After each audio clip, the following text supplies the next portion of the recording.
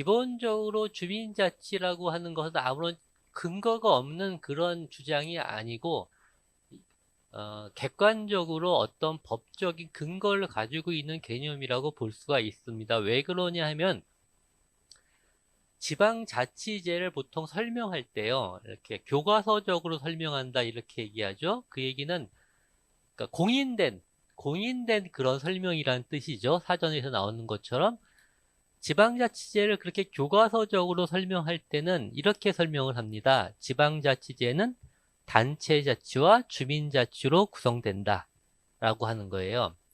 그러니까 지방자치법의 법 안에서 주민자치란 네 글자가 있든 없든 그것과 무관하게 전 세계적으로 지방자치제를 실시한다고 하는 것은 두 가지 목적으로 이루어지는 거예요.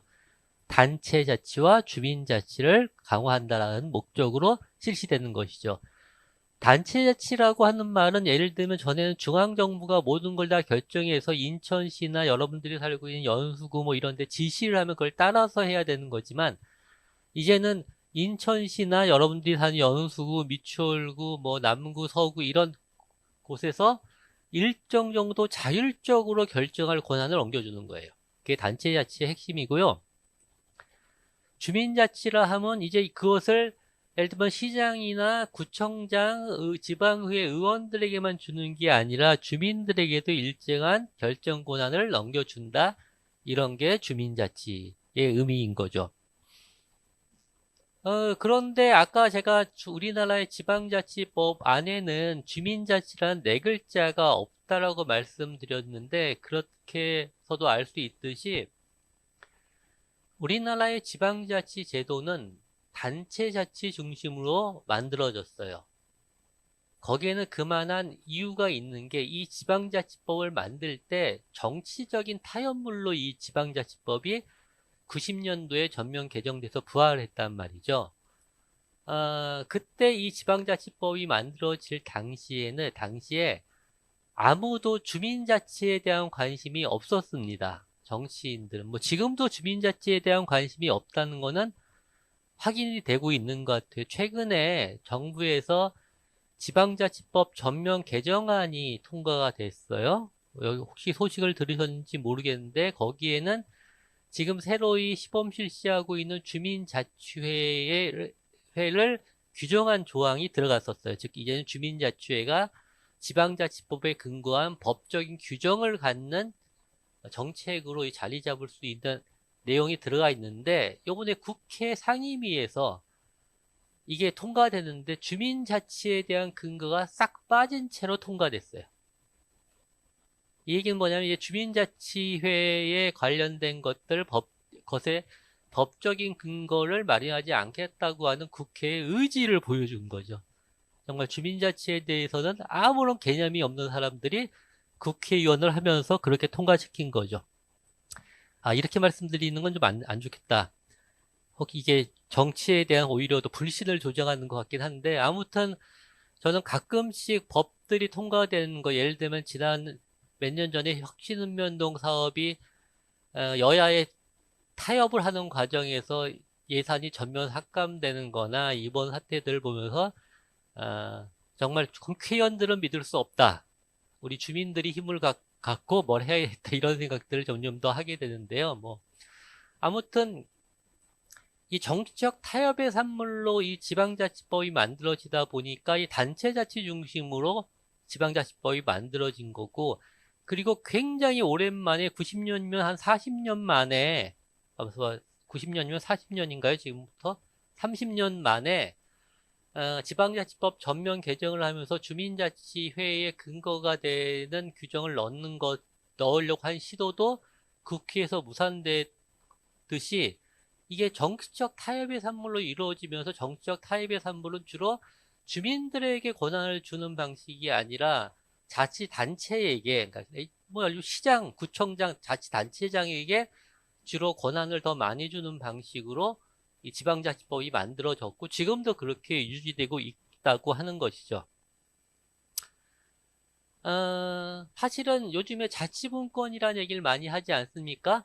뭐 굉장히 많은 사람들이 자치분권이라는 얘기를 하는데요. 저는 약간 얘기하는 사람마다 뉘앙스가 조금씩 다르다는 생각을 해요. 예를 들면 시장, 군수, 구청장 협의회 이런 데도 자치분권을 굉장히 강조하고 있거든요. 그런데 여기서 얘기하는 건 주로 분권에 관심이 많아요. 분권, 즉 중앙정부가 가지고 있는 권한을 보다 지역정부로 많이 보내야 된다, 나눠야 된다, 이런 데에 관심이 많이 있고요. 저는 그 분권이 강화돼야 된다는 것은 찬성하는 입장이에요. 하지만 저 같은 사람이 자치분권을 얘기할 땐 좀 강조점이 달라요. 그것은 그냥 단순하게 권한을 중앙정부에 있는 권한을 지역정부로 보내는 것이 아니라 지역정부로 보다 많이 보내는 게 필요하긴 한데 그 중앙정부가 가지고 있던 권한을 보낼 때 어떤 권한은 자치단체장에게 주고 어떤 권한은 지방의회에 주고 어떤 권한은 주민들에게 줘야 되는지에 대한 고려가 필요하다는 게 제 생각인 거죠. 그러니 그런 고려가 없이 그냥 분권을 추진한다 이렇게 얘기되면 지금 우리나라 지방자치제의 문제점 중에 하나가 자치권이 매우 미약하다 이런 것인데요. 하지만 미약하나마 지역정부에 주어진 자치 권한의 대부분은 자치단체장의 거예요. 우리나라는 지방의회의 권한도 상당히 약한 편입니다. 당연히 시민, 주민들의 권한은 거의 언급되고 있지 않고요. 그럼 나머지 권한을 거의 자치단체장이 가지고 있는데 그런 고려 없이 그냥 중앙정부의 권한을 지역정부로 보내는 분권만 추진하면 그 지역에 그로 분배된 그 권한은 다 누구께 되냐면 다 자치단체장의 것만 된다는 거죠. 그것도 중앙정부가 많이 가지고 있는 것보다 나쁘다고 생각하지는 않지만 개인적으로 하지만 분권을 얘기할 때는 아까 말씀드렸듯이 어떤 권한은 자치단체장에게 어떤 권한은 지방의회에 어떤 권한은 주민들에 주는 게 더 적절한가 하는 것들에 대한 고려가 있어야 된다는 거죠. 사실 이 분권에 대한 논의가 공개적으로 이제 정치적 쟁점으로 처음으로 드러난 때가 노무현 대통령 시절이었는데요. 이때 또 이런 고려가 없이 그냥 분권 얘기만 나왔던 거예요. 근데 현 정부 들어서 분권은 주민자치와 관련된 법적, 제적 움직임을 보이면서 좀 그래도 주민들에게도 일정한 권한을 주려고 하는 시도가 있었으나 지금까지 보여진 모습은 그것은 거의 다 좌절됐다 이렇게 좀 생각이 됩니다. 아무튼 자치분권이라고 하는 것을 얘기할 때는 중앙정부의 권한을 그 지역정부에 누구에게 줄 것인가 하는 고려가 반드시 포함되지 않으면 그 분권 자체가 그렇게 이상적으로 얘기하는 것듯이 분권이 되면 뭐가 좋다라고 하는 그런 것들이 잘 충족되기 힘들다. 이렇게 볼 수가 있죠. 게다가 분권의 제도적 근거인 지방자치제, 그래서 사람들은 지방자치제가 풀뿌리 민주주의를 활성화시키는 근간이 될 수 있다. 질적인 민주주의를 발전시키는 데 있어 굉장히 중요하다. 이런 얘기들 많이 하는데요. 그런 얘기를 할 때 인용하는 말들이 있어요. 그 말들을 가만히 살펴보면은 지방자치제가 왜 중요한지를 잘 보여준다고 보는데요. 예를 들면은 지방자치제가 굉장히 중요하다고 하는 얘기를 하면서 선관이나 언론이나 이게 과거에 이 사람의 얘기를 굉장히 많이 인용했어요. 어떤 말이냐면 지방자치제는 민주주의의 학교와 같다 이런 얘기를 많이 인용했는데 이 말은 프랑스의 정치학자인 토크빌이라는 사람, 이 슬라이드의 맨 왼쪽에 있는 사람 얼굴 보이시죠? 그 토크빌이라는 사람이 쓴 책에 나온 말이에요.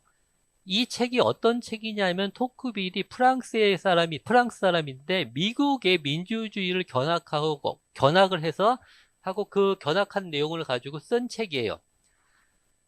이 사람이 그러니까 프랑스는 우리나라보다는 분권이 더 많이 돼 있긴 하지만 민주주의가 많이 발달했다고 하는 유럽의 다른 나라들에 비해서는 프랑스는 전통적으로 분권의 전통이 좀 약한 편이에요. 이 사람이 미국에 가서 보니까 미국은 대통령이 모든 걸 결정하는 게 아니라 그 지역의 어떤 내치와 관련돼서는 주지사나 시장들의 결정 권한이 많기 때문에 지방자치제가 민주주의 학교와 같다 이렇게 얘기했을까요? 이게 좀 논리적으로 이해가 안 되죠? 그게 아니라 이 사람이 이 얘기를 한 이유는 미국에 갔더니 조그만 시티, 이제 시 단위 정도에서는 주민들이 위원회를 구성해서 그 사회의 중요한 문제들을 직접 주민들이 모여서 결정하고 하는 일들을 많이 본 거예요. 어, 이건 프랑스에서 보지 못했던 현상인 거죠.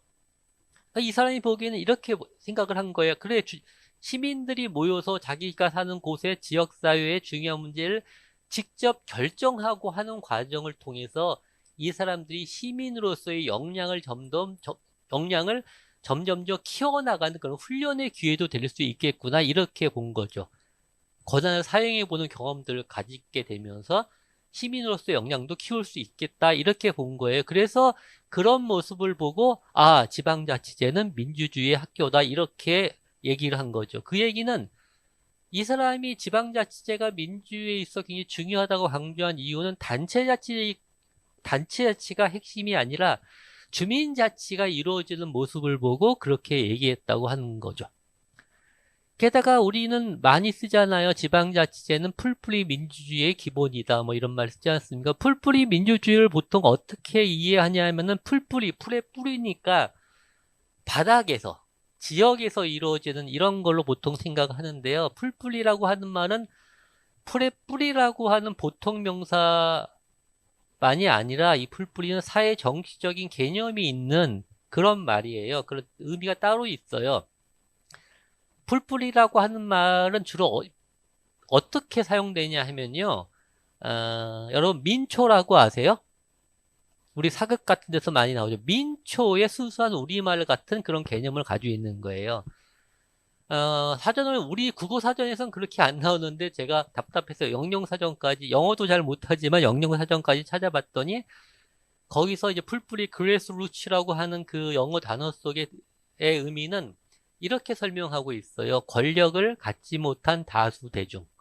우리를 얘기하는 거예요. 즉 민초를 얘기하는 그런 의미로 쓰여져요. 그리고 옆에 보다 근본적 원리, 이런 의미도 있다고 설명을 하고 있어요.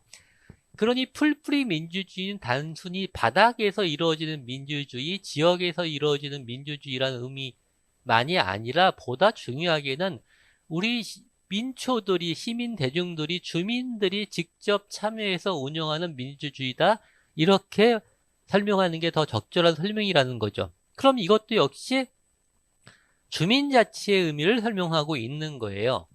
따라서 지방자치제라고 하는 게 민주주의나 그 사회에 살고 있는 사람들의 삶의 질을 높이는데 굉장히 중요한 정치 제도다라고 표현하는 말들의 대부분은 단체 자치를 강조하는 게 아니라 주민 자치를 강조하는 경우가 더 많다고 하는 거예요. 그럼에도 불구하고 우리나라의 지방자치 제도는 그것에 많이 미치지 못하는 거죠.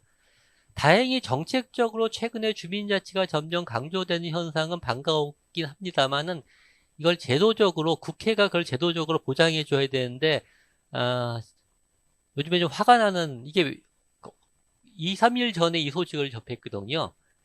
예, 주민자치회에 대한 근거 규정이 삭제된 채로 상임위를 통과했다는 소식을 접하고 굉장히 제가 분노하고 있어가지고 이 얘기를 좀 많이 했던 것 같습니다. 주민자치의 의미를 잠깐 설명해 보면요. 잠깐만요. 제가 시계를, 어딨죠? 제가 시계 차고 왔습니다. 시계를 보면서 온라인으로 이렇게 뭘 강의 듣는 거는 굉장히 피곤해요. 오프라인보다. 그래서 중간중간 쉬려고 생각을 합니다. 그래서 시계를 찾았고요. 예. 주민자치는 그렇게 어려운 개념은 아니에요. 개념 자체는 어렵지가 않습니다. 제가 한자로 써는 이유는 한자 의미 그대로 이해하면 되기 때문에 그런데요. 주민은 특정한 지역에 사는 사람을 얘기하는 거예요.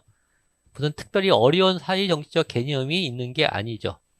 자치도 그냥 보통 명사, 스스로 다스린다라고 하는 의미를 가지고 있습니다. 이런 얘기하면요, 가끔 그런 질문을 받는데, 주민과 시민은 무슨 차이가 있어요? 이런 질문 받아요. 혹시 좀 두 개의 의미의 차이를 설명해 주실 분 계신가요? 예, 김상원 선생님 손 드셨어요. 음소거 빼시고. 음소거 해제하시고 말씀하셔야 들려요.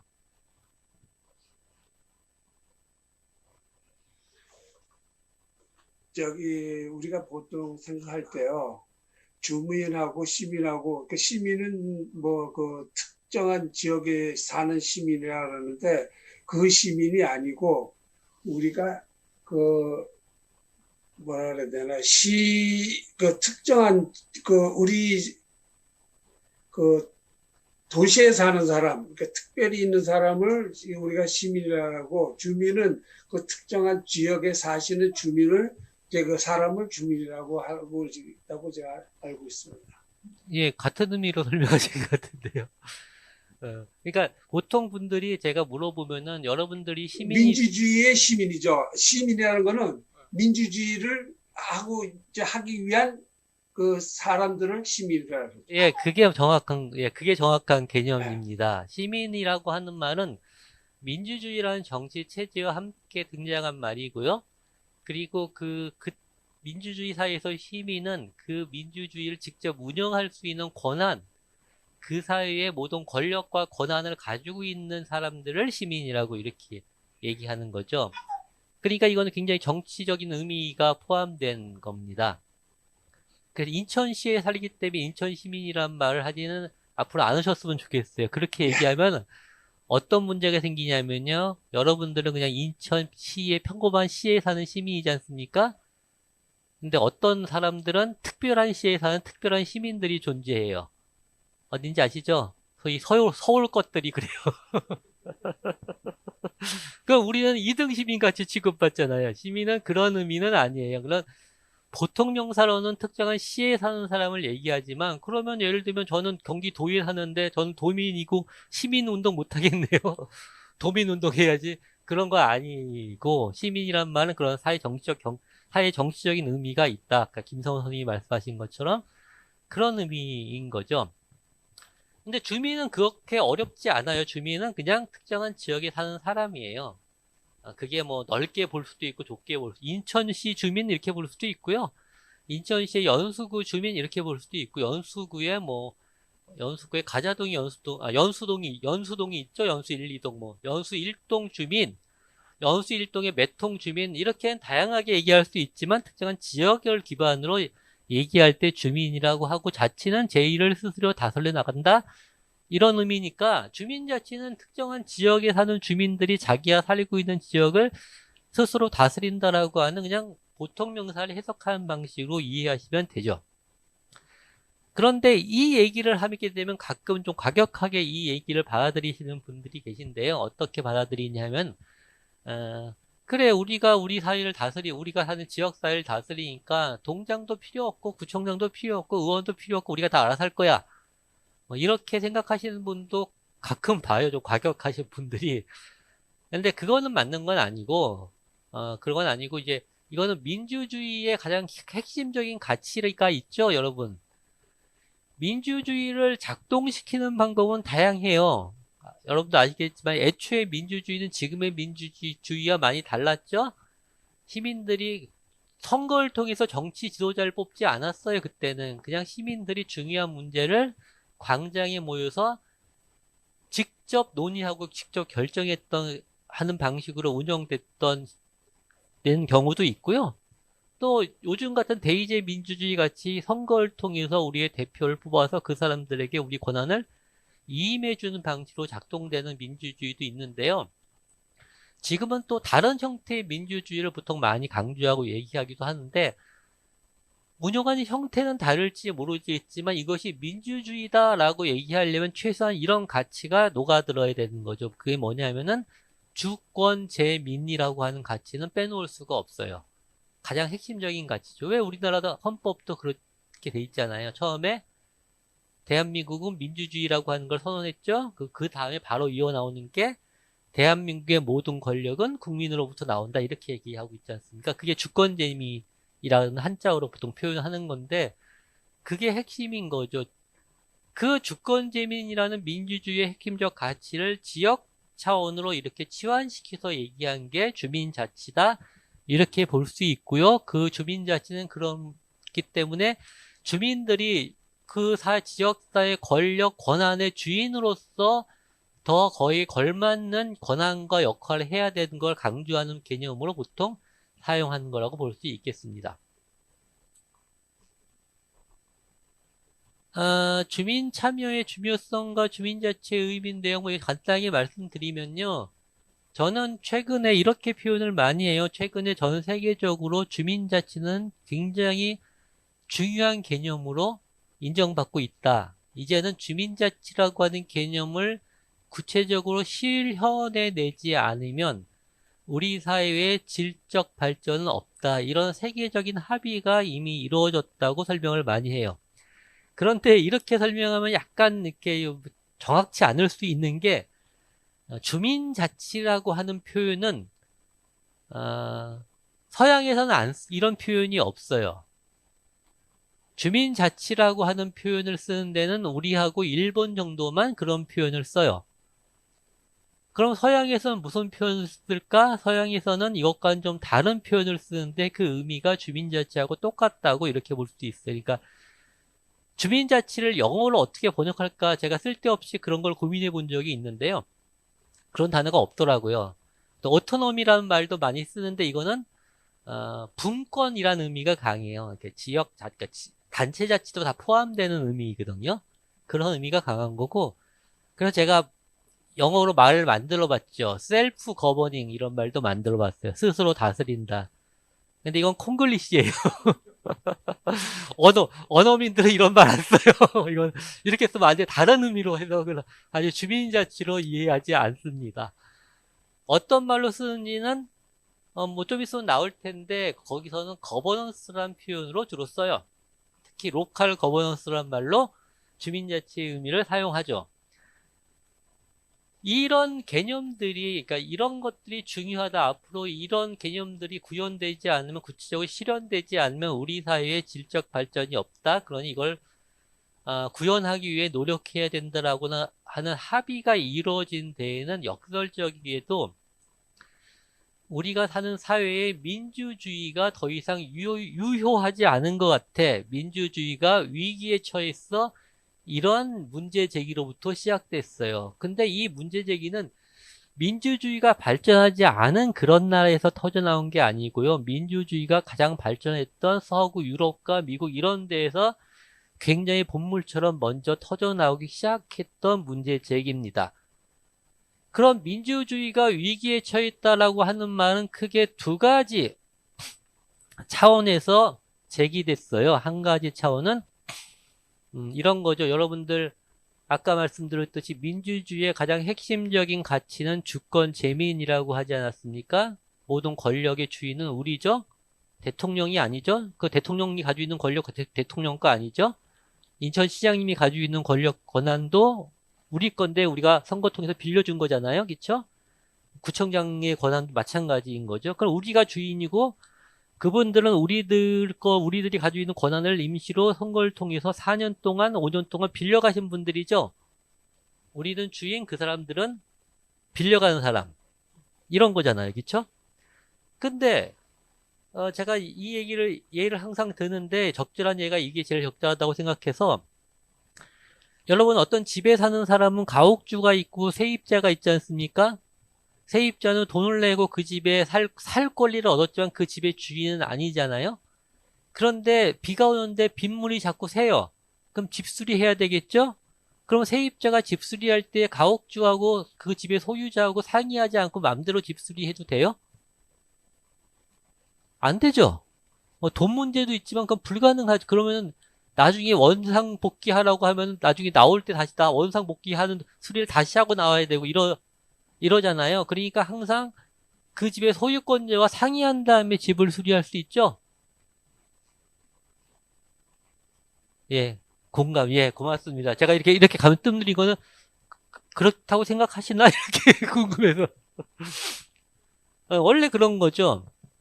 그런데, 그렇게 따지면 자본주의 사회에서 상식적으로 생각해 볼 때, 인천시장이나 여러분들이 살고 있는 동네 구청장이 뭘 중요한 걸 결정하려고 하면 정작 그 결정 권한의 주인인 여러분들한테 물어보고 상의한 다음에 결정해야 되잖아요. 근데 그렇게 안 하죠. 아니, 제가 여러분들이 하는 구청장이나 인천시장님을 비판하는 게 아니라 이 문제 제기는 예를 든 거고, 아까 말씀드렸듯이 유럽이나 미국 이런 데에서 먼저 터져나온 얘기란 말이에요. 거기 사람들이 그렇게 생각한 거예요. 이거 이상하네. 이게 주권 재민이 아니잖아. 이건 민주주의라고 볼 수 없잖아. 이런 문제 제기가 분물처럼 터져 나오기 시작했던 거죠. 여기서는 민주주의의 위기란 말을 직접적으로 쓰지 않았지만 이런 식으로 대의제 민주주의가 이런 식으로만 작동되는 건 문제가 많다. 이런 문제 제기가 계속 터져 나왔던 거고요. 두 번째는 직접적으로 민주주의의 위기라는 말을 표현해서 이제 문제를 제기했는데요. 이 사람들은 이런 거예요. 예를 들면 우리가 산업화 시대가 있었지 않습니까? 우리나라는 60년대, 70년대가 산업화 시대였고 미국이나 유럽은 50년대 본격적으로 60년대 초반까지 산업화 시대를 이제 구가했단 말이에요.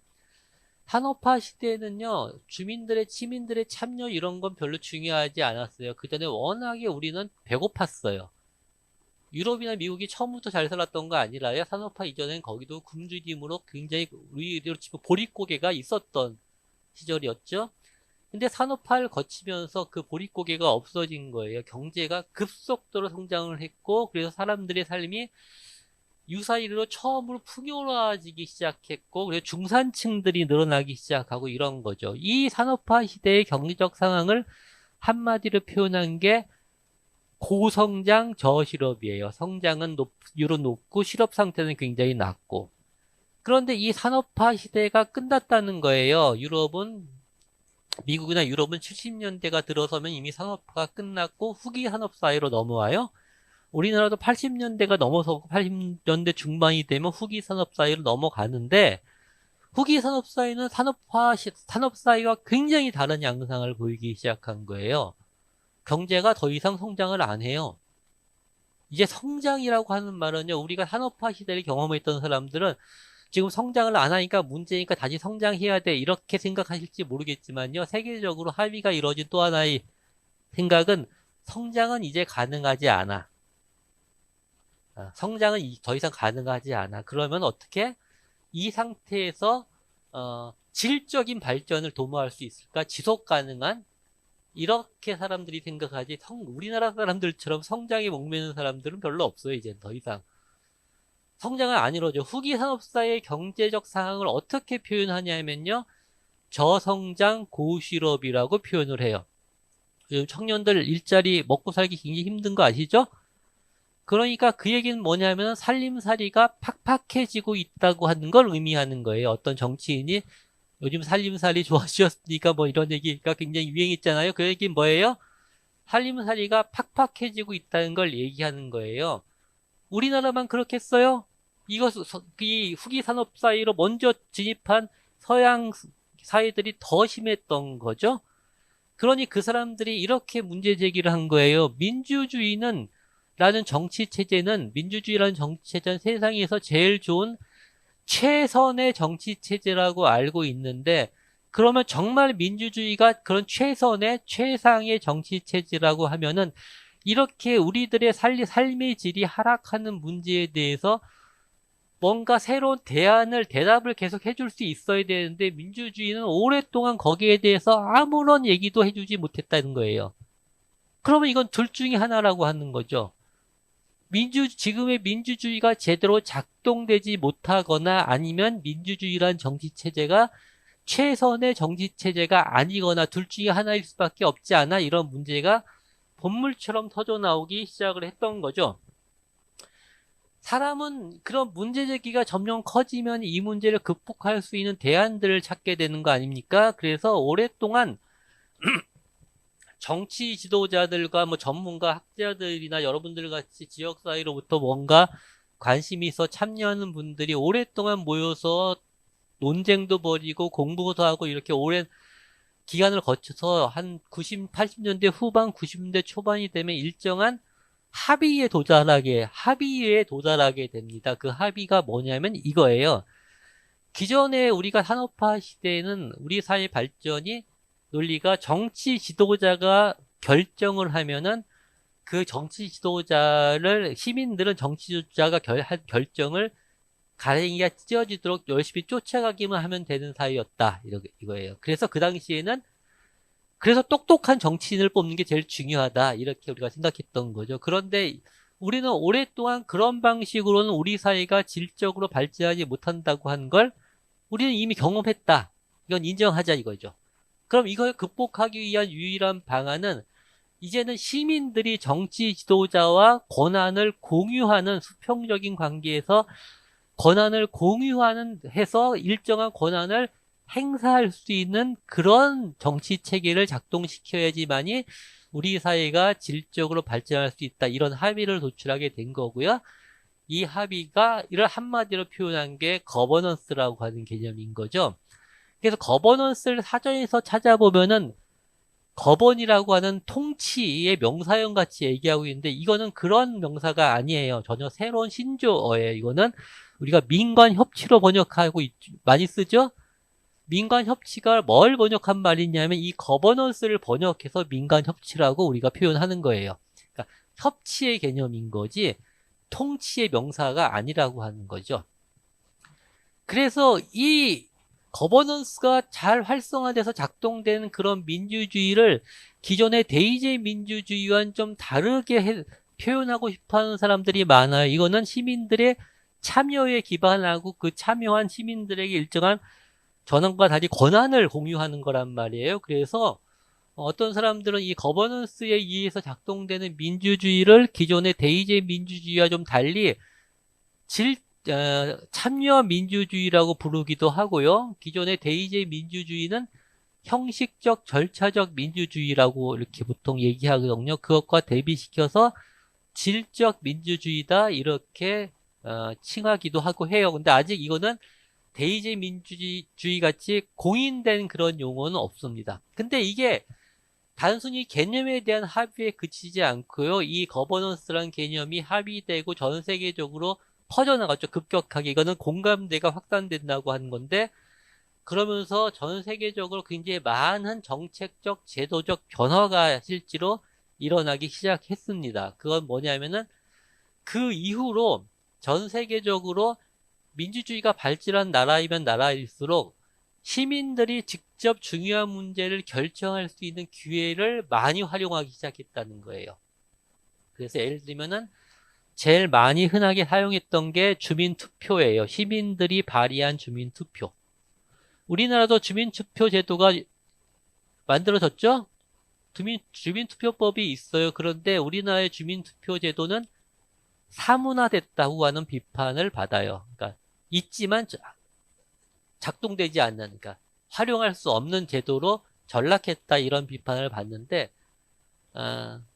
여러 가지 이유가 있어. 실제로 우리나라에서 주민투표제가 시민들이 발의해서 시민들이 제안해서 실시한 주민투표, 합법적인 주민투표는 저는 한 건도 없었다고 이렇게 얘기해요. 실제로 한 건이 있긴 있었어요.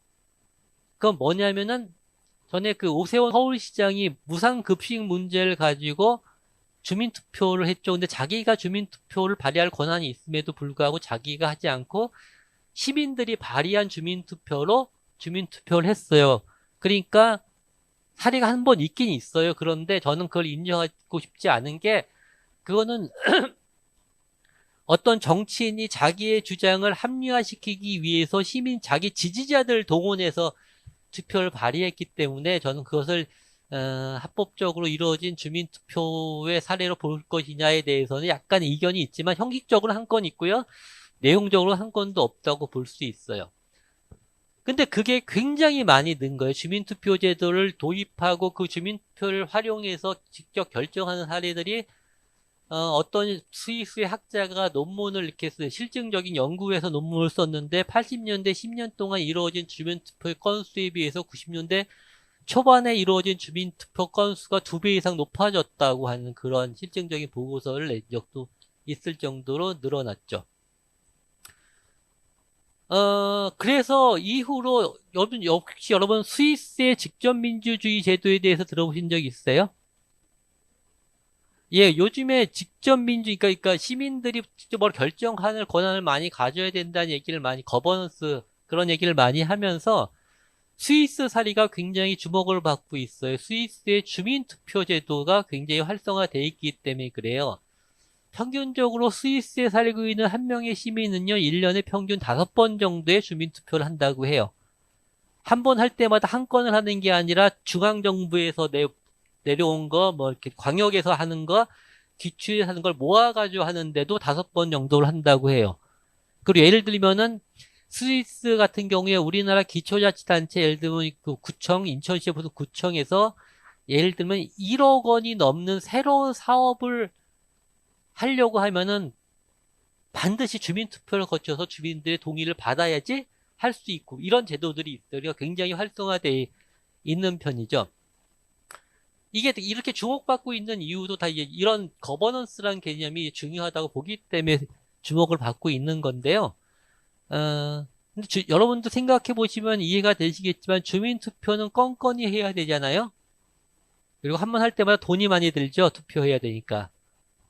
그런 문제가 있어요. 그러니까 사람들은 찾고 있었던 거예요. 이런 거 말고 일상적으로 시민들이 일정한 권한을 행사하면서 참여할 수 있는 그런 뭐가 없을까 이렇게 찾고 있다가, 그러던 와중에 1989년도에 브라질의 포르토 알레그리라고 하는 조그만 항구 도시에서 참여예산이라는 게 시작이 됐어요. 그리고 이게 막 정착하고 발전하면서 입소문이 막 나기 시작했던 거죠. 사람들이 거기에 이제 환호를 보낼 수밖에 없었던 거예요. 이거야말로 우리가 거버넌스를 실현하기 위해서 일상적으로 권한을 갖고 참여할 수 있는 가장 좋은, 우리가 찾던 그런 정책이다, 이렇게 봤기 때문에 그런 거예요. 여러분도 아시겠지만 행정이 무슨 일을 하잖아요. 행정은 모든 사업을 예산으로 해요. 여기 혹시 행정에서 일해 보신 분들은 잘 아실 텐데, 예를 들면 지금 인천시 의회나 각 구청의 의회는 지금 의회로 행정에서 예산을 편성한 게 넘어와서 심의하는 준비를 하고 있을 거예요. 그건 뭐냐면요, 예를 들면 여러분들이 사는 구청의 예산 편성안, 인천시 예산 편성안은 어떤 내용이냐면, 돈을 어떻게 쓰겠다는 것이 아니라 내년도에 무슨 일을 하겠다고 하는 계획인 거예요. 행정은 사업 계획을 그냥 사업 계획으로 잡지 않아요. 다 예산 계획으로 잡아요. 그만큼 예산이라고 하는 건 행정의 모든 것을 얘기하기도 하는데, 그 예산을 편성하는 과정에 시민들이 참여해서 일정한 권한을 행사한다고 하는 것은 굉장히 일상적으로 일정한 권한을 갖고 참여하는 것이라고 인정을 받은 거죠. 그래서 유엔뿐 아니라 월드뱅크 같은 굉장히 보수적인 국제기구에서조차도 이 참여 예산이야말로 우리가 기다리던 가장 혁신적인 프로그램이다, 이러면서 극찬을 하기 시작했죠. 그리고 전 세계적으로 급속히 확산되기 시작하는데, 그러한 이유가 모두 다 이제는 거버넌스라고 하는 개념을 구체적으로 실현하지 않으면 우리 사회의 질적 발전은 없다라고 하는 세계적 합의가 있었기 때문에 그런 일이 벌어지고 있다는 것이죠. 이 거버넌스라고 하는 개념도 우리나라의 90년대 초반 되면 이제 수입이 돼요. 이제 학자나 이런 사람들이 유럽의 워크숍이나 회의 같은 데 갔다가 이 개념을 듣고 그게 맞는 것 같아라고 동의를 하고 우리나라로 수입을 합니다. 그런데 우리나라의 거버넌스가 많이 들어오면서 참 많이 요즘에 왜곡돼서 사용을 많이 돼요. 이런 말 제가 자주 하는데, 저는 이렇게 표현을 농반 진반으로 이렇게 표현을 해요. 근래 우리나라에 외국에서 우리나라로 들어온 놈이 두 놈이 있는데 참 먼 땅에서 와가지고 낯선 땅에서 고생을 너무 많이 하는 것 같다고, 이런 표현을 많이 써요. 그 고생한 놈 중에 대표적으로 두 놈이 있는데 그 중에 한 놈이 거버넌스란 놈이라고 이렇게 표현을 하거든요. 그만큼 저는 왜곡돼서 사용되고 있다고 보는 거예요. 왜 그러냐면은 거버넌스, 민간 협치의 핵심은 권한의 배분이에요. 권한을 공유한다고 하는 거예요. 시민들과 기존의 선출직 공직자들이 권한을 공유한다고 하는 개념이 핵심이에요. 그런데 우리 사회에서는 이걸 어떻게 보통 많이 혼동해서 쓰냐면은 민간 협력과 비슷한 의미로 사용해요. 민간 협력. 민간 협력도 나쁜 말이라고 생각하지는 않아요. 근데 민간 협력은 뭘 할 때 민과 간이 수평적인 관계로 협력해서 하라는 거잖아요. 근데 그걸 하려면 누군가 뭘 결정하잖아요. 결정할 거 아니에요. 그쵸? 근데 누가 결정하는지 민간협력은 관심이 없어요. 민간협치는 둘이 같이 뭘 하는 것보다 더 관심을 갖는 건 누가 결정을 하느냐에 더 관심이 있는 거예요. 권한의 공유이기 때문에. 그리고 우리는 이 거버넌스 민간협치를 또 어떻게 많이 왜곡해서 사용하냐 하면은 행정에서 뭘 결정하려고 할 때 주민들의 의견을 많이 수렴했다 이런 걸 민간협치라고 보통 많이 표현을 해요. 뭐 결정할 때 의견을 많이 수렴하는 것도 나쁜 거라고 볼 수는 없지만요. 여러분도 아시다시피 주민들의 의견은 다양할 수밖에 없지 않습니까? 되게 다양하죠. 그러면은 그 다양한 의견 중에 결정 권한이 있는 사람은 취사 선택, 자기 주관적으로 취사 선택하는 거예요. 거버넌스는 그러지 말라는 거예요. 취사 선택을 네가 일방적으로 하지 말고 같이 모여서 협력적으로 같이 결정해봐라는 게 민간 협력인 거죠. 그러니 민간 협력과 의견 수렴은 또 굉장히 다른 개념이죠. 민간 협력의 핵심은 권한의 공유예요. 권한의 공유라고 하는 것은 전에 권한을 독점했던 사람이 시민들에게 참여하는 주민들에게 일정하게 권한을 분배해주는 과정을 통해서 가능할 수 있는 거죠. 저는 요즘에 가끔 네, 고맙습니다. 공감. 저런 게 이렇게 제가 이 벽 보고 얘기하는 것 같은 이 느낌에서 활력을 줍니다. 그, 요즘에 어떤 전문가가 어떤 거버넌스에 대한 보고서를 이렇게 썼는데, 민간 협치에 대해서. 그래서 이 전문가들은 이제 그런 걸 뭐 이렇게 단계 구분하기 좋아하잖아요. 그래서 거버넌스 민간 협치의 5단계 이렇게 구분해서 낮은 단계부터 높은 단계까지 이렇게 설명하려고 개념 규정을 했더라고요. 그런데 제가 분노했던 게 뭐냐면 5단계는요, 주민들을 동원하는 단계였어요. 근데 그것을 거버넌스의 아주 낮은 단계라고 이렇게 표현하더라고요. 제가 왜 분노했냐면 낮은 단계를 표현했을 때도 분노한 거는 그건 거버넌스 자체가 아니기 때문에 그래요. 그건 민간협치가 아닌 거예요. 근데 그걸 낮은 단계의 민간협치라고 표현했다고 하는 것은 그런 걸 이용하고 싶은 사람들, 특히 기존의 권한을 가지고 있던 사람들에게 우리는 낮은 단계지만 민간협치하고 있어. 이걸 합리화시킬 수 있는 근거를 제시해주는 나쁜 짓인 거죠. 소위 많이 배운 전문가라는 사람들이 그 지식을 이용해가지고 일방적으로 왜곡시켜서 또 권한을 가지는 사람들에게 그것을 정당화시키는 역할을 하는 것과 다를 바가 없다고 하는 거예요. 그 사람이 그렇게 의도했든 안 했든 간에. 나쁜 짓이라고 저는 생각해요. 그래서 굉장히 분노했죠. 민간협치의 핵심은 권한의 공유예요. 고맙습니다, 공감. 아, 이거 참 큰일 났네. 저거에 너무 연연하면 안 되는데. 예. 권한의 공유라고 하는 것이 중요하고요. 권한의 공유가 된다고 하는 것은 권한을 일정도 배분해야 된다고 하는 건데, 그럼 참여하는 그러니까 시민들에게 권한을 일정 정도로 배분한다는 거잖아요? 그러면은 권한을 사용하는 사람들은 모든 시민들, 그러니까 모든 인천시에 사는 사람들 모두에게 주는 건 권한을 나눠줘야 되는 건가요? 그럴 수가 있나요? 민주주의는 시민들에 의해서 작동되는 아, 여기는, 뭐라 그러나, 이거는. 그 민주주의는 보통 시민들에 의해서 작동되는 정치 체제라고 보통 얘기하잖아요. 근데 그것도 틀린 말은 아니나 더 엄밀하고 정확하게 표현하자면 민주주의는 참여하는 시민들에 의해서 작동되는 정치 체계다. 사회정치적 개념에서 시민은 참여하는 사람들이 시민이라고 할 수 있고 그렇지 않은 사람들은 시민이라고 할 수 없기도 해요. 즉 권한을 사용한다고 하는 것은요. 권한을 사용할 자격을 부여받는다고 하는 것은 기본적인 전제가 하나 있어야 돼요. 참여하는 사람만이 권한을 사용할 수 있어요. 제가 항상 그것도 맨날 드는 예라서 좀 식상하긴 한데 더 좋은 예를 생각 못해서 그런데 예, 맞아요. 맞아요. 맞습니다.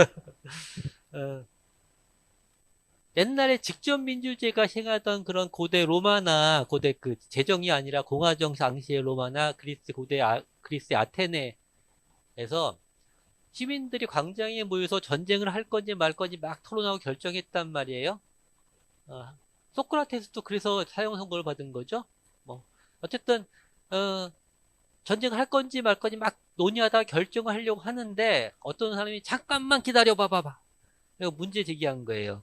우리 옆집에 이 씨가 오늘 오지 않았거든. 그러니까 오늘 이 씨한테도 물어본 다음에 결정합시다라고 얘기하면 거기 있는 사람들이 맞아 이 씨한테도 물어보자 그랬을까요?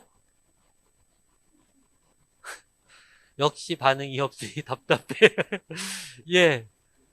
당연히 아닌 거죠. 그거는 받아들여지지 않았어요.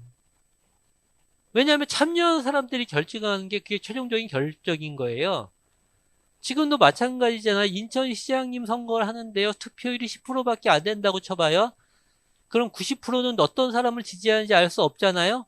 그렇다고 해서 개표를 안 하고 시장을 안 뽑나요? 개표하고 뽑아요. 왜?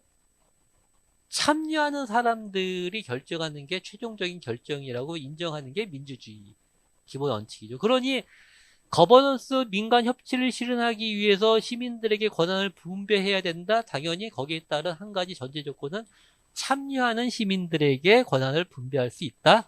이거 당연한 것이죠. 그런데 시민들은 잘 참여하지 않습니다. 여러분도 아시겠죠? 여러분들은 굉장히 특이한 분들이죠? 일반적으로는 잘 여러분 이웃에 계신 분들 잘 참여하지 않으시죠? 마스크 벗으니까 좀 얼굴이 낫나요? 고맙습니다. 좋아요. 예. 아까 그 참여하는 게 중요한데 주민들은 잘 참여하려고 하지 않는다. 그런 말씀 드렸지 않습니까? 사실 최근으로 올수록 사람들은요.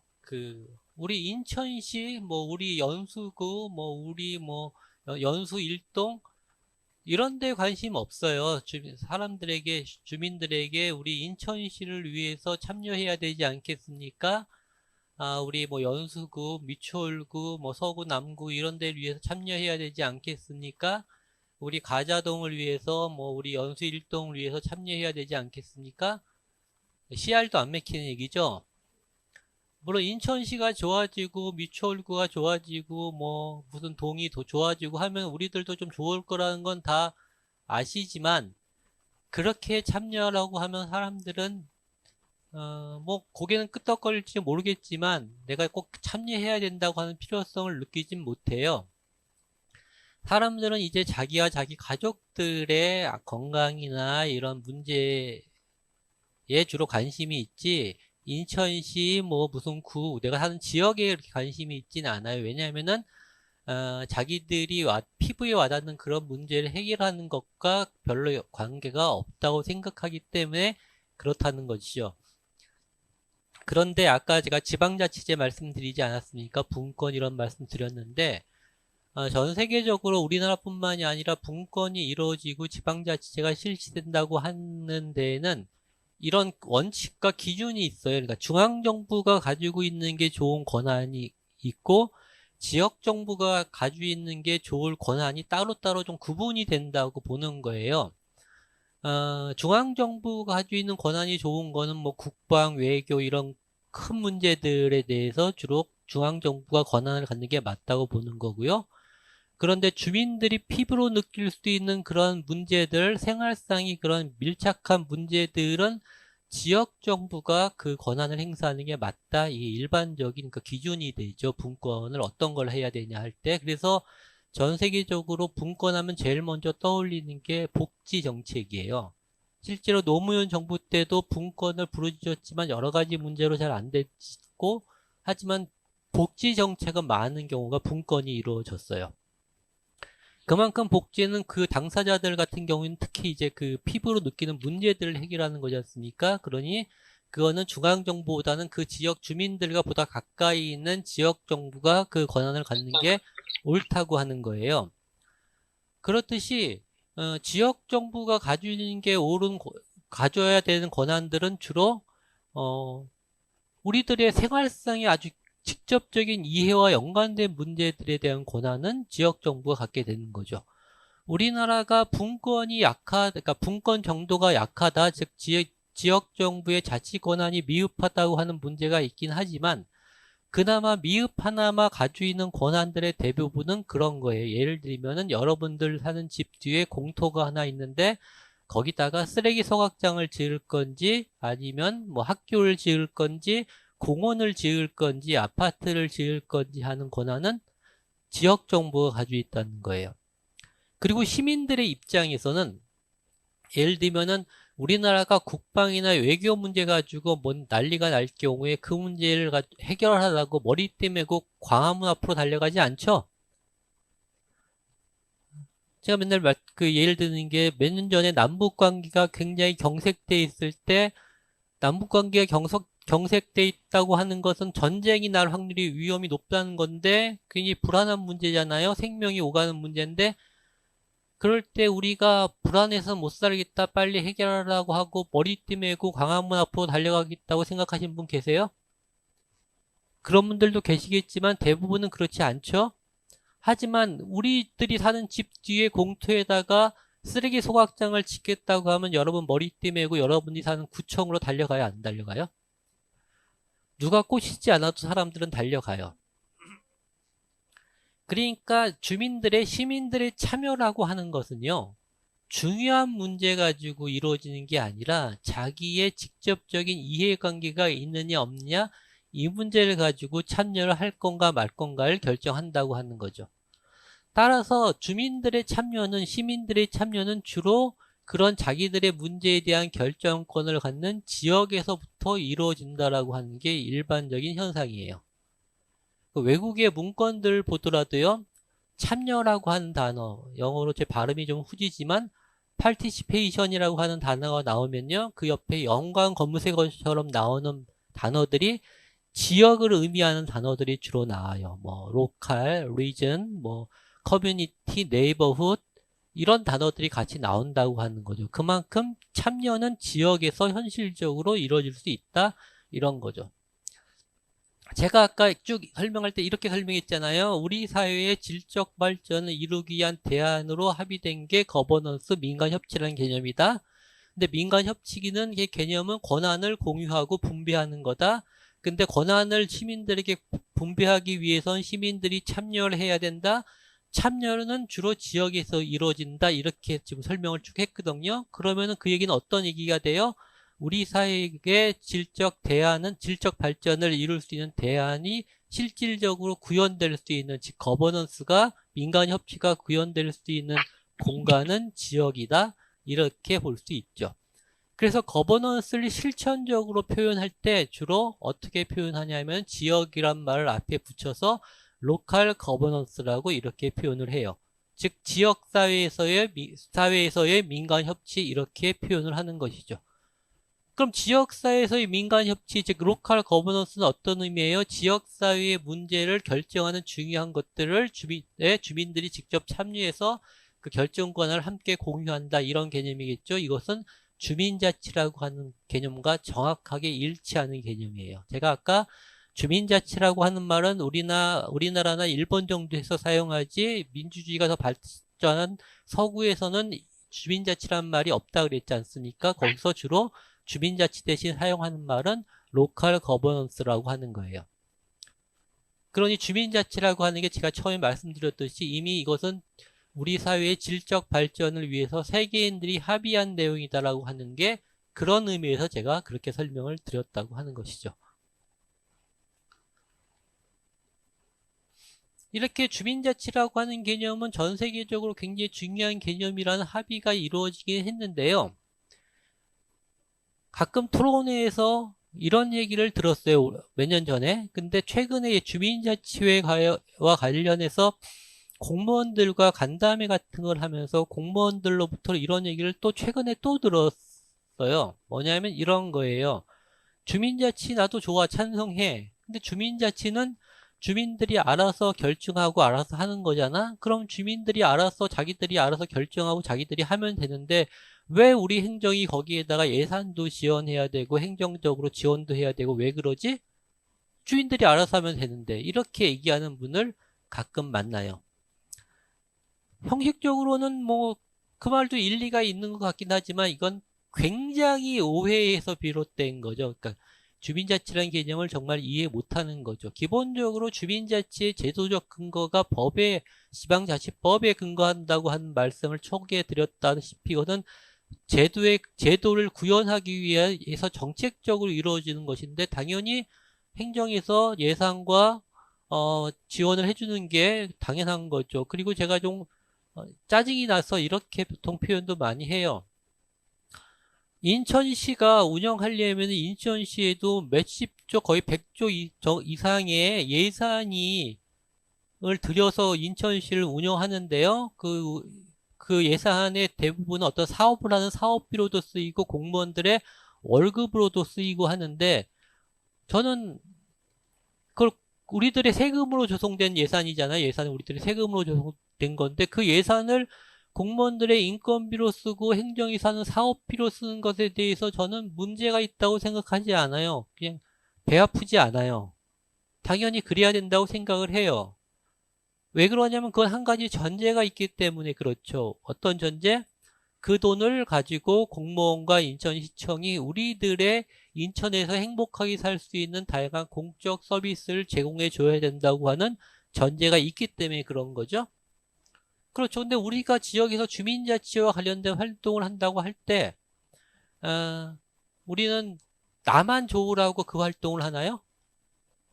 물론 나도 좋아야지 그 활동을 할 수도 있지만 최소한 주민자치 활동이 이루어지려면 나만 좋은 게 아니라 우리 주변에 있는 다른 사람들한테도 좋은 그런 방향으로 그런 내용으로 사업을 하고 활동을 하지 않습니까? 그러면은 인천시가 예산을 사용하는 뭐라 그럴까 그 명분? 그 목적과 우리가 주민자치 활동을 하는 목적은 다르지 않죠. 근데 누구는 월급 받아가면서 예산으로 세금으로 조성된 예산을 써서 월급 받고 사업비를 쓰고 누구는 맨날 손가락만 빨면서 그 활동을 하는 게 이게 상식적으로 또 말이 안 되지 않습니까? 예, 공감 고맙습니다. 그런 거죠. 예, 공감 막 올라오고 있어요. 말이 안 되는 거잖아요. 당연히 주민자치 활동을 하는데 우리들의 세금으로 조성된 예산을 쓰고 그 우리들의 주민자치 활동을 행정적으로 지원하는 건 너무나 당연한 것이죠. 그러니 주민자치는 주민들이 알아서 하는 거니까 니들끼리 하면 된다. 우리가 행정에서 예산과 뭐 딴 것들 지원할 필요가 없다. 이거는 주민자치를 정말 이해하지 못하는 뭘 이해해서 비롯된 말이라고 할 수 있습니다. 이 성함이 잘 안 보이는 작전일동 구 선생님께서는 격렬하게 공감하시는 것 같아요. 계속 공감을 표현해 주시네요. 예. 그런 게 있죠.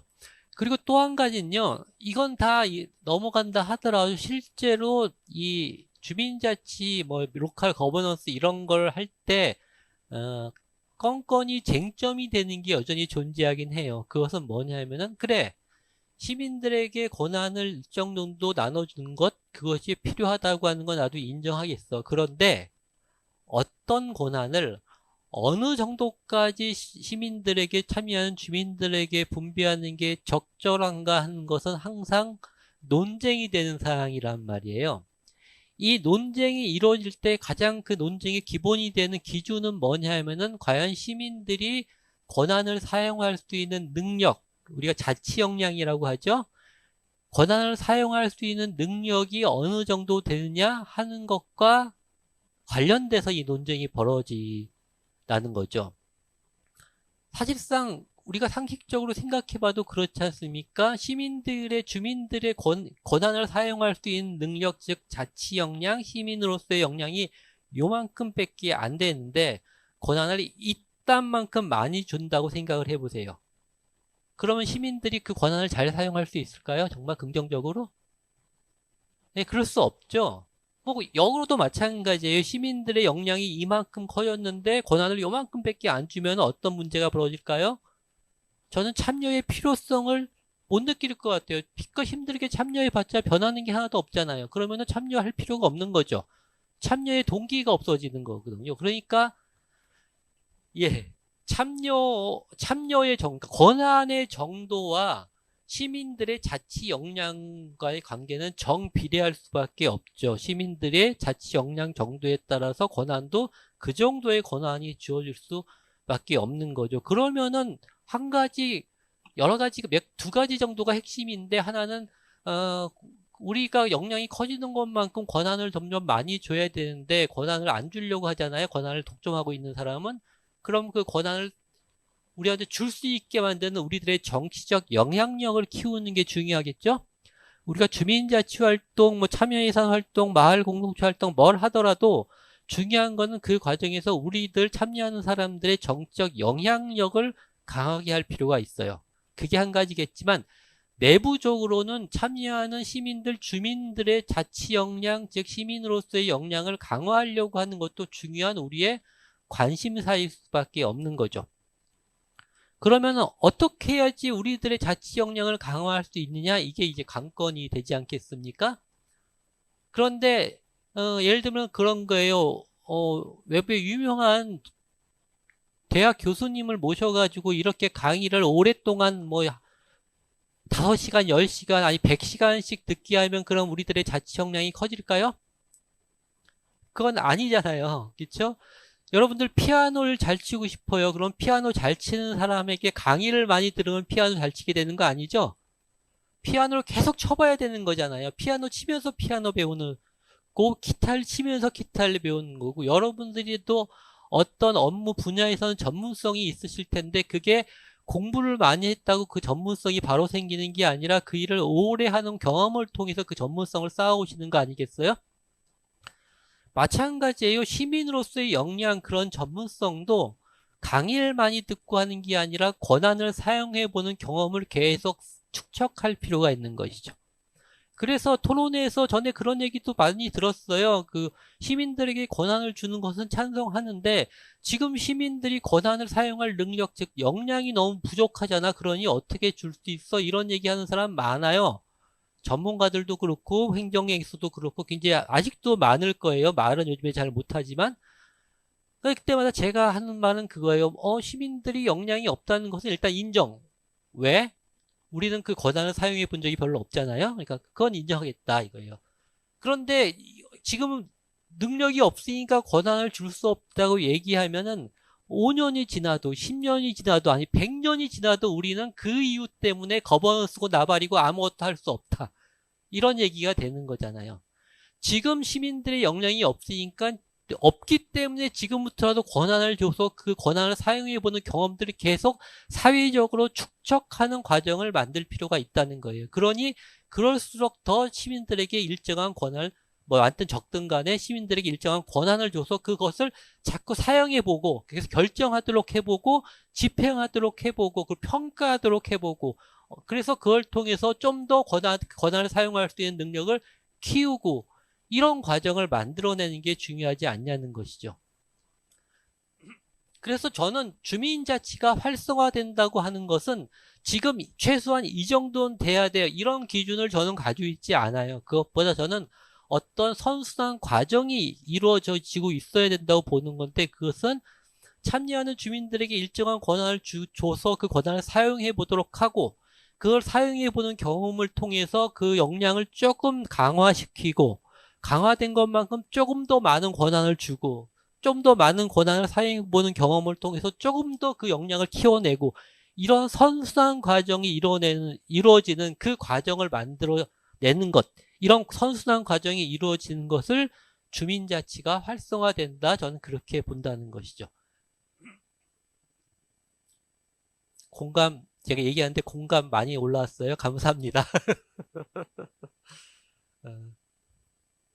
그래서 종합하면 주민자치는 저는 크게 두 가지 단어로 설명을 하는 게 맞다고 생각을 해요. 하나는 아까 말씀드렸듯이 주민들의 역량을 어떻게 키워낼 것인가 하는 것이고 또 하나는 주민들의 정치적 영향력을 어떻게 강화할 것인가 하는 두 가지 키워드로 설명을 할 수 있다고 생각해요. 그래서 여러분들이 참여하시는 뭐 주민자치회라든가 주민참여예산제라든가 마을 공동체활동이라든가 이런 것들은요. 그 자체로도 의미가 있겠지만 저는 그것들이 하나하나가 다 시민들의 역량을 키우는 그런 훈련의 장이기도 하다. 이렇게 생각을 하는 거예요. 그래서 그런 제도나 정책을 운영할 때도 지금 시민들의 역량이 어떻다라고 하는 걸 고정적으로 보는 게 아니라 이 과정을 통해서 어떻게 시민들의 역량을 키울 수 있을까라고 하는 교육 훈련의 과정으로서 이 정책과 제도들도 운영할 필요가 있다, 이렇게 생각을 합니다. 지난 주민자치 정책 관련 정책 흐름에 대해서 좀 보겠는데요. 아까도 말씀드렸지만 법적으로는 주민자치라고 하는 단어가 어디에도 들어가 있지 않지만요. 그래도 다행히 주민자치와 관련된 정책들은 점점 확대 강화되고 있는 흐름을 볼 수가 있습니다. 제가 주민자치와 관련된 정책 제도들이 점점 확대 강화되고 있다고 하는 얘기를 할 때는요, 꼭 주민자치라는 네 글자가 들어간 정책만을 얘기하는 게 아니에요. 아까 제가 주민자치에 대한 설명을 들으셨으면 아시겠지만, 저는 주민들이 참여하고 일정한 결정 권한을 행사하도록 하는 모든 정책과 제도는 다 주민자치 제도 정책이라고 이렇게 봅니다. 그런 면에서 뭐 주민투표제, 주민발의제, 주민소송제, 주민소환제, 주민참여예산제, 그리고 각 자치단체마다 시행하는 그런 각종 뭐 민간 협치와 관련된 제도들, 이런 것들도 다 주민자치제도라고 볼 수 있는데요. 오늘은 주민자치라는 네 글자가 들어간 그런 정책들을 중심으로 좀 보도록 하겠습니다. 왜 그러냐면 지금 이슈가 되고 있는 주민자치와 관련된 정책들이, 이러한 정책들은 좀 주민자치란 이름이 붙은 정책들과의 연관성 속에서 나왔기 때문에 좀 그것 중심으로 설명을 드리고자 합니다. 우리나라에 주민자치라는 단어가 들어간 정책이 처음으로 실시된 거는 1999년도부터 시범 실시가 된 주민자치센터의 설립과 관련돼 있습니다. 그때부터 이 말을 썼어요. 그런데 우리나라에서 주민자치라는 이름이 붙은 정책, 제도, 뭐 제도라기보다는 정책들은, 물론 조례로 개정됐으니까 제도이기도 하죠. 그것들이 처음에 실시되게 된 배경은요, 처음부터 주민자치를 활성화시키기 위한 고민으로 시작된 정책은 없었어요. 지금까지. 다 다른 정책으로부터 파생된 것들, 배경이 파생됐어요. 예를 들면은 99년도에 처음으로 시범 실시가 하게 된 주민자치센터도 배경이 뭐였냐면은 행정체계 개편이었어요. 핵심은. 우리나라의 행정학자들은 수건이 하나 있는 것 같아요. 뭐 다인지 모르겠지만 제가 만나본 행정학자들은 약간 진보적이든 보수적이든 똑같은 게 있는데, 뭐냐면 우리나라의 행정체계가 너무 다단계라는 거예요. 4단계, 다단계, 4단계로 이루어졌다는 거예요. 중앙정부, 광역, 기초, 읍면동, 이렇게 4단계로 이루어져서 행정이 굉장히 비효율적이다. 그러니 이 4단계를 3단계로 줄여야 된다, 이런 수건이 있으신 것 같아요. 그러다 보니까 정권이 바뀔 때마다 행정체계 개편에 대한 논의가 항상 새롭게 시작이 돼요. 99년도에 주민자치센터가 설치되게 된 배경은요, 98년도에 정부에서 행정체계 개편을 추진하려고 했는데, 그 핵심은 뭐냐면은 읍면동 사무소를 폐지하는 거였어요. 읍면동 사무소를 폐지하고 그 업무를 다 본청, 근데 구청, 시청으로 보내는 것들을 핵심으로 하는 거였어요. 근데 여러분들이 생각할 때, 여러분들이 사시는데 읍면동 사무소 잘 안 가시나요? 잘 가시나요? 잘 모르겠는데 보통 일반 주민들 잘 안 가긴 하지만 읍면동 사무소가 없어지면 불편할 것 같지 않으세요? 사실은 주민들을 가장 가까이서 만나는 행정기관이란 말이죠. 불편할 수밖에 없어요. 그러니까 반대가 심했죠. 주민들이 반대가 심하니까 지역구 국회의원들도 덩달아 반대를 하게 됐고, 그러다 보니까 이걸 추진하기가 힘들어졌어요. 그래서 대신에 이게 어떻게 추진이 됐냐면, 읍면동 사무소를 폐지하는 대신에 읍면동에서 하던 업무의 80%를 본청으로 이관시키는 방향으로 행정체계 개편이 이루어졌어요. 그러니까 여러분들이 만약에 가자 1동에 살고 계시다면 가자 1동에서 하던 업무의 80%를, 가자가 서구인가요? 서구청으로 보내고 20% 정도의 업무만 가자 1동 사무소에서 처리하게 한 거예요. 그러니까 그전에는 가자 1동, 각 읍면동 사무소에 공무원들이 꽤 많았어요. 근데 업무의 80%가 본청으로 가니까, 업무가 주니까 거기서 일하는 공무원 수도 줄어들게 된 거예요. 대거 읍면동 사무소에서 일하던 공무원들이 대거 본청으로 가서 일하게 되고 거기는 소수만 남게 되는 그런 거였죠. 그러다 보니까 공무원 수가 줄잖아요. 공무원 수가 주니까 뭐가 남죠? 공간이 남게 된 거예요. 기존에 지금 우리 읍면동 주민센터 안에 공간이 남게 됐어요. 이 남은 공간을 어떻게 활용할까 하는 고민으로부터 시작된 거예요. 그래서 초기에는 이 남은 공간을 복지센터 같이 만들려고 얘기가 진행됐는데 청와대에서 논의하다가 이걸 주민자치센터로 만들자 이렇게 결정이 돼버린 거예요. 남은 공간 활용을. 그런데 이름을 주민자치센터로 붙였단 말이에요.